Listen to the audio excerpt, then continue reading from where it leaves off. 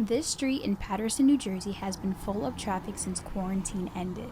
At its corner is the home of a big, loving family. A specific member of this family has an even bigger heart for putting others before herself. Meet Anya Harrell, a senior attending the New Jersey Institute of Technology. She's one of the many student caregivers who balance school, work, and family during the pandemic. Being back home during the semester is definitely a transition for me, especially with my senior year. Like, I've spent every year at school. Every day, Anya cooks and cleans up after her family. Despite having work to do, she prioritizing spending time with her grandmother. Whenever they would get some fresh air, Anya would be very worried. She doesn't like her mask. She always wants to take the mask off, and I have to constantly remind her to put it back on.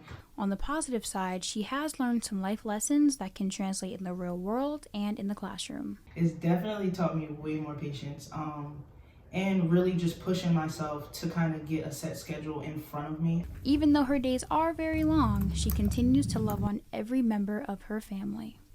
According to the American Psychological Association, about 15% of adult caregivers are between the ages of 18 and 24.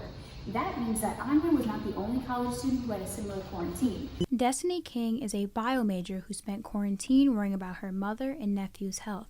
She quickly became clouded with online classes, tutoring, and responsibilities. I would not sleep in the night. Like, I would assign the night to doing all of my work, and then during the daytime I would be helping other people or taking care of Chumpy. Chumpy is the name of her 4-year-old nephew.